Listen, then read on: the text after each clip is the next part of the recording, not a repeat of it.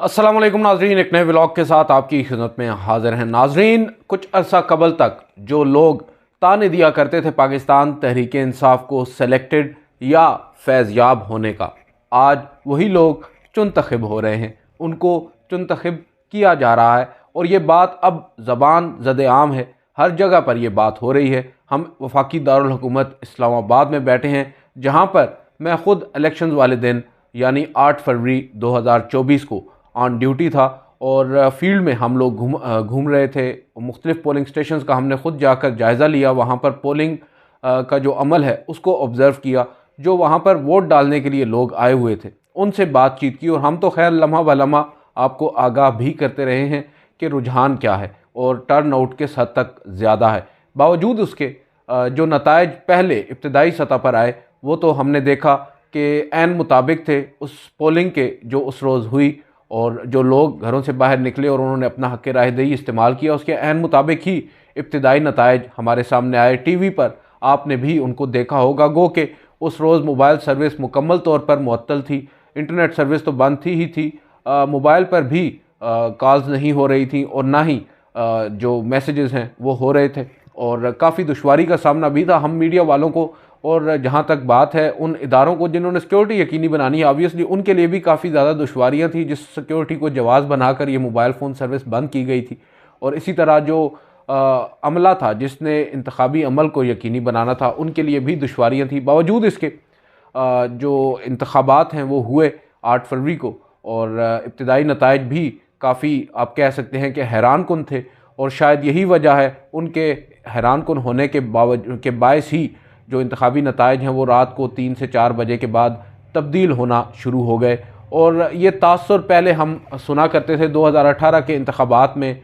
उस वक्त मुझे याद पड़ रहा है RTS जब बैठा था, हम लोग मेरी जहाँ तक ड्यूटी की बात है तो मैं इलेक्शन कमीशन में ही 3 से 4 दिन मामूर रहा, वहाँ पर ड्यूटी करता रहा, और हमारे सामने हमने देखा कि नताइज उस वक्त भी तब्दील हुए थे, मगर इतना बड़ा डिफरेंस या इतना मार्जिन जो है उस वक्त हमें नज़र नहीं आ रहा था जो अब हो रहा था। इक्का दुक्का नशिस्तों पर तो चलें बात समझ में आती है। अब की बार जो हम देख रहे हैं, अगर सिर्फ मैं वफाकी दारुल हुकूमत पर ही फोकस करूं, NA-47 और NA-48, NA-47 से आज़ाद उम्मीदवार थे शोएब शाहीन साहब, जो वकील भी हैं और पाकिस्तान तहरीक इंसाफ के नामज़द करदा उम्मीदवार हैं। और बहुत से लोग कह रहे हैं कि शायद इमरान खान साहब ने भी उन्हें ही वोट कास्ट किया है जो उनकी कॉन्स्टिट्यूंसी में आते हैं जेल के अंदर से। और दूसरे उम्मीदवार थे NA-48 से पाकिस्तान तहरीक इंसाफ के अली बुखारी साहिब। और मैं इनको पाकिस्तान तहरीक इंसाफ का उम्मीदवार इस वजह से कह रहा हूँ गो कि वो आज़ाद हैसियत में इंतखाबात लड़ रहे थे, इलेक्शन लड़ रहे थे। उन्हें पाकिस्तान तहरीक इंसाफ ने पहले टिकट्स जारी किए थे।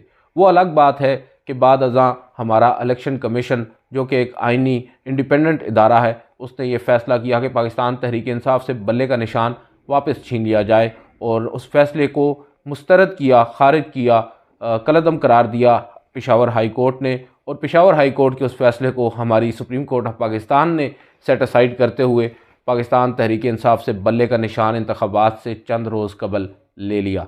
और इस के बाद फिर वो ऑब्वियसली जो पहले उम्मीदवार थे पाकिस्तान तहरीक इंसाफ के, वो अब आज़ाद हो गए, और आज़ाद हैसियत में गो कि वो इंतखाबात में हिस्सा ले रहे थे। किसी का इंतखाबी निशान फाख्ता था, किसी का घड़ी, किसी का बैंगन, किसी का कुछ। बावजूद इसके जो वोटर्स थे दे वर ऑल अवेयर कि उनका कैंडिडेट कौन है, यानी इमरान खान का कैंडिडेट कौन है। अक्सर को तो हमने ये देखा है, अक्सर वोटर्स को वोटिंग के दिन हमने जब उनसे पूछा तो उन्होंने कहा कि हम उम्मीदवार को नहीं जानते, हम जानते हैं उस उम्मीदवार को खड़ा किसने किया है, और वो है इमरान खान, और हम उसको वोट देंगे। और उसको वोट देने के लिए हम कहाँ कहाँ से आए हैं। बहुत से लोग तो ये भी बता रहे हैं, हमें मैसेजेस पे लोगों ने बताया है कि इंग्लैंड से और कई जो बैरून मुमालिक हैं वहाँ से लोग जो हैं अपना हक़ राहदही अपनी फैमिलीज़ के साथ इस्तेमाल करने के लिए आए हैं, और सिर्फ उनकी नज़र में वो ये समझते हैं कि इमरान खान है राइट चॉइस और उनको ही वोट देना है, इसलिए वो आए। और इसी तरह फिर जो इंतखाबी नताइज हैं वो भी हैरान कुन हमारे सामने हुए। अब NA-47 और NA-48 की अगर बात की जाए, पहले शोएब शाहीन साहब की बात कर लेते हैं। शोएब शाहीन साहब ने पहले तो जिस रोज़ इंतखाबात आ रहे थे, बीइंग अ लॉयर, उनको तमाम तर जो लीगल टर्मिनोलॉजीज़ हैं उनका इदराक है, और उनके बाद जो मुख्तलिफ़ हिचेज़ होती हैं उनको दूर करना भी उन्हें आता है। और उन्होंने पहले ही अपनी तैयारी मुकम्मल कर रखी थी। जब इब्तिदाई नताइज आना शुरू हुए, फॉर्म 45 जब उन्हें मिलना शुरू हुआ, फॉर्म 45 आपको मालूम है पोलिंग स्टेशन पे जो नताइज कंपाइल होते हैं उन्हें फॉर्म 45 के ऊपर दस्तखत करने के बाद प्रिजाइडिंग ऑफिसर और तमाम गालिबन पोलिंग एजेंट्स के जो दस्तखत होते हैं, फिर कापीज़ जारी की जाती हैं तमाम उम्मीदवारान को। तो उनके पास बताया ये जा रहा है कि 95-96% जो पोलिंग स्टेशन हैं उनके फॉर्म 45 मौजूद हैं, और उन फॉर्म 45 की बुनियाद पर उन्होंने अपना एक जो नतीजा है वो अखज़ किया, और वो कोई अंदाज़ा नहीं है बल्कि बाकायदा तौर पर फ़िगर्स हैं, सरकारी फ़िगर्स हैं, उनको उन्होंने कंपाइल किया और उनके मुताबिक उनका जो फ़िगर बनता है, जो उनके वोट्स बनते हैं कुल, उनकी तादाद गालिबन 1,04,000 है। जबकि उनके मद्दे मुकाबल पाकिस्तान मुस्लिम लीग नवाज़ के तारिक फजल चौधरी साहब के वोट थे गालिबन 50 या 51,000। मगर और इसी तरह मुस्तफ़ा नवाज़ खोखर गालिबन तीसरे नंबर पर थे, उनके 19,000 कुछ थे। और इसी तरह TLP के एक उम्मीदवार थे, उनके 12 या 13,000 थे, और जो जमात इस्लामी के उम्मीदवार थे उनके 7,000 गालिबन वोट थे। बाकी शोएब शाहीन साहब के मुताबिक जो हमारा उनका रिकॉर्ड है, यानी PTI का जो रिकॉर्ड है, उसके मुताबिक बाकी सबके वोट्स सेम है। जो फॉर्म 47 जारी हुआ है, क्योंकि असल गेम तो बताया जा रहा है कि फॉर्म 47 में डली है। फॉर्म 47 आपको मालूम है जो RO है वो जारी करता है, यानी जो पूरे हलके का रिज़ल्ट होता है वो फॉर्म 47 के ऊपर उसको मेंशन किया जाता है, और वो फॉर्म 47 जो है वो बेस करता है तमाम फॉर्म 45 के ऊपर। फॉर्म 45 के ऊपर बेस किए जाने वाला जो इंतखाबी नतीजा होता है वो एग्जैक्टली वही होता है। उसको आप कह सकते हैं कि उसका ही एक अक्स होता है, मगर कंपाइल्ड होता है वो नतीजा। लेकिन जब फॉर्म 47 की बारी आई और शोएब शाहीन साहब के मुताबिक जब वो लोग RO के ऑफिस में गए तो उन्हें पहले तो अंदर जाने नहीं दिया गया। और ये भी आपको मालूम है जब रिज़ल्ट्स जो हैं वो कंपाइल हो रहे होते हैं तो वहाँ पर जो इंतखाबी जो उम्मीदवार होता है, या कम से कम उसका एक नुमाइंदा, या जिसको हम पोलिंग एजेंट कहते हैं, वो लाजमी होता है। और ये रूल्स हैं, और ये जो इलेक्शन एक्ट है उसके अंदर वाज़े तौर पर लिखा गया है। बावजूद इसके जब RO ऑफिस में शोएब शाहीन साहब गए, उन्हें अंदर नहीं जाने दिया गया, और बाद अज़ां RO साहब उन्हें अपने एक दफ्तर में लेकर चले गए जहाँ पर वो बैठे रहे। उन्होंने बताया कि भाई मेरा केस ये है, मेरे साथ ये ज़्यादती हो रही है, मेरे पास इतनी बड़ी लीड है, 50-55 हज़ार की तो सिर्फ लीड है, बावजूद इसके मुझे बताया जा रहा है कि आपके वोट कम हैं। ये कैसे है और किस बुनियाद पर है? फॉर्म 47 मुझे क्यों नहीं दिया जा रहा? उन्होंने बहरहाल उनके मुताबिक उनके साथ तलखी हुई और उन्होंने उनसे कहा कि आपने जो करना है कर लें, हम आपको अंदर नहीं जाने देंगे जहाँ पर रिज़ल्ट्स कंपाइल हो रहे हैं। इवेंचुअली वो बाहर आए, उन्होंने धरना दिया, और फिर उन्होंने इलेक्शन कमीशन से भी रुजू किया। इलेक्शन कमीशन ने दोबारा RO को कहा कि भाई इनके जो एतराज़ात हैं वो उनके जायज़ हैं, इनके ग्रीवेंसेस जो हैं वो जायज़ हैं, इनको सुना जाए। बावजूद उसके उनके मुताबिक RO ने उनको नहीं सुना। फिर उन्होंने इलेक्शन कमीशन में भी दरख्वास्त की, RO को भी एक दरख्वास्त दी, और एक writ petition Islamabad high court में भी फ़ाइल कर दी। सोने पे सुहागा इस्लामाबाद हाई कोर्ट ने एक तो ये बताया कि आज कोई जज साहिबान मौजूद नहीं है, लिहाजा आपका केस समाअत के लिए मुकर्रर नहीं हो सकता। दूसरा ये कहा गया कि एक एतराज़ भी, गालिबन 2 एतराज़ लगाए गए कि अव्वल तो आपने वो तमाम शवाहिद साथ नहीं लगाए, और दूसरा ये कि आपने मुतलका फ़ोरम से रुजू नहीं किया जो कि बनता है इलेक्शन कमीशन।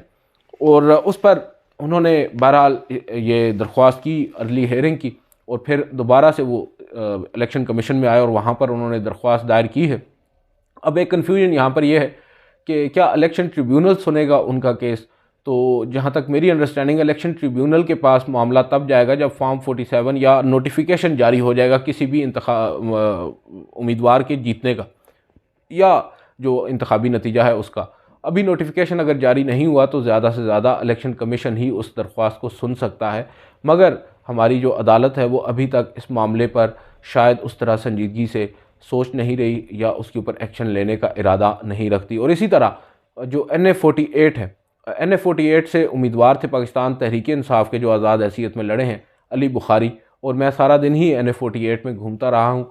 और जब नताइज आना शुरू हुए हैं, मुझे याद है मैंने ट्वीट भी किया था, जो शुरू के मैं अगर आपको सिर्फ 8 से 9 पोलिंग स्टेशन के नताइज बताऊँ जो मैंने ख़ुद वहाँ पर रिकॉर्ड किए हैं, सुने हैं, और उसके बाद अपने ऑफिस में अपने चैनल के अंदर उनको भेजा है कंपाइल करके, उनके मुताबिक जो अली बुखारी हैं उनका एक बहुत बड़ा मार्जिन था। और मैं उस इलाके की बात कर रहा हूँ जहाँ पर मेरे कैमरामैन और दीगर जो बता रहे थे कि वो गढ़ बनता है मुस्तफ़ा नवाज़ खोखर या खोखर ख़ानदान का, और वहाँ पर खोखर ख़ानदान का असर व रसूख ज़्यादा है। लिहाजा यहाँ से उनको ये लग रहा था, बहुत से लोगों को जो वहाँ के मकामी भी थे, कि यहाँ पर इस इलाके से अगर ओवरऑल नहीं तो मुस्तफ़ा नवाज़ खोखर इस पर्टिकुलर इलाके से जो खन्ना के एरिया में आता है, मुस्तफ़ा नवाज़ खोखर जीतेंगे बड़े मार्जिन के साथ। मगर जब नताइज आना शुरू हुए तो मालूम ये हुआ कि मुस्तफ़ा नवाज़ खोखर तो चले बहुत पीछे हैं।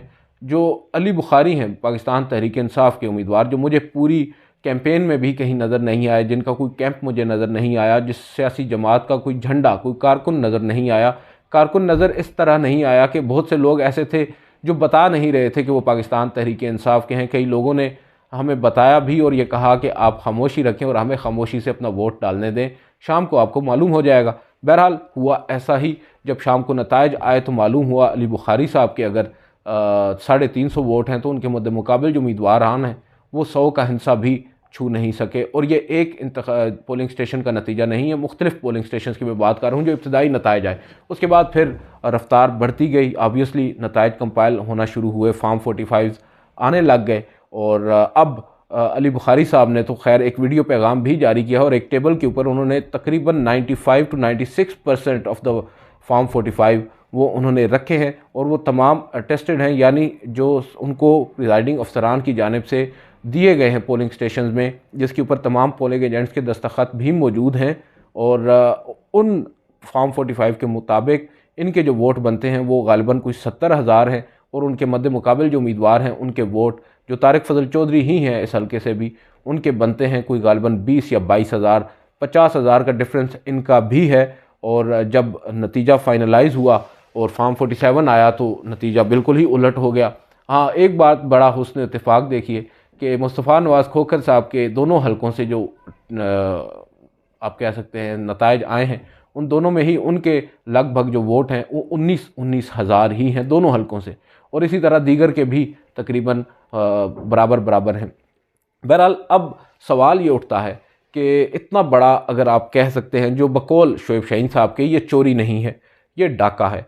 और यही बात अली बुखारी साहब भी कर रहे हैं और आज वो इलेक्शन कमीशन में गए हैं, उन्होंने वहाँ पर कहा है कि हमारे जो ग्रीवेंसेस हैं वो ऐसे हैं कि आप इसको बिल्कुल ही रद्द नहीं कर सकते। बल्कि अली बुखारी साहब ख़ुद एक वकील हैं और बड़े सीजन लॉयर हैं, उन्होंने पूरी PDF फ़ाइल तैयार की है और वो मुख्तलिफ़ लोगों को उन्होंने भेजी भी है, जिसमें तमाम जो फॉर्म 45 हैं वो मौजूद हैं। और फॉर्म 45 ऐसा नहीं होता कि मैं यहाँ पर घर पर बैठकर TV पर देखकर अगर कोई इंतखाबी नताइज आ रहे हैं उनको लिखकर एक फॉर्म की शक्ल में दे दूँ, ऐसा नहीं होता। फॉर्म 45 बाकायदा तौर पर जारी किया जाता है जिसके ऊपर दस्तखत होते हैं और उन फॉर्म 45 को उन्होंने स्कैन करके एक PDF की शक्ल में देकर अब वायरल भी किया है, बहुत से लोगों को भेजा भी, और उन्होंने कहा है कि मुझे दुनिया में कहीं भी किसी भी जगह पर बुलाकर चैलेंज कर सकते हैं, मैं बताऊंगा कि ये चोरी नहीं है, ये बाकायदा तौर पर डाका है और ये हम डालने नहीं देंगे।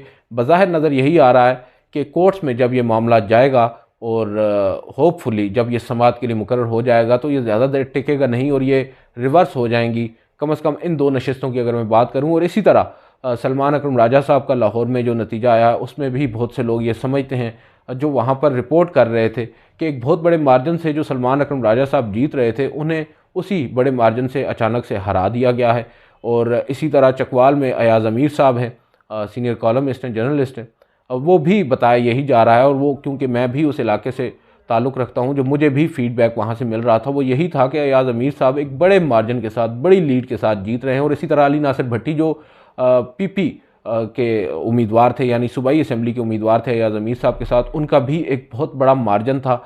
बहुत बड़े से मुराद 10 से 15 हज़ार के मार्जिन से गालिबन वो जीत रहे थे चकवाल के अंदर, जो उनके पास फॉर्म 45 मौजूद हैं। और ये इस दफ़ा बड़ा स्मार्टली प्ले किया है PTI के लोगों ने। बेशक नताइज जो हैं वो उनकी उम्मीदों के बरक्स आए हैं और उन्हें ज़ाहिरी बात है बहुत से लोग ये समझते हैं कि शायद उन्होंने अभी आना भी नहीं है इक़्तिदार में, बावजूद इसके जो उनको टर्न आउट उनको मिला है, जो उनको वोटर्स बाहर निकल कर जिन्होंने उन पर एतमाद किया है, बेसिकली तो एतमाद इमरान खान साहब पर किया है, उन्होंने उनको ख़ुद सरप्राइज़ कर दिया है। और बहुत से ऐसे उम्मीदवारान हैं जिन्हें यकीन भी नहीं आ रहा था कि इतने ज़्यादा लोग उनको वोट देने के लिए घरों से निकले हैं और शायद उनको मालूम भी नहीं है कि किस किस ने उनको वोट दे दिया है। बावजूद इसके अब अयाज़ अमीर साहब हों या अली नासिर भट्टी साहब हों, जो ख़ुद ये बता रहे हैं कि उनके पास फॉर्म 45 मौजूद हैं और मोस्ट ऑफ़ द फॉर्म 45 के मुताबिक वो दोनों जीत रहे थे।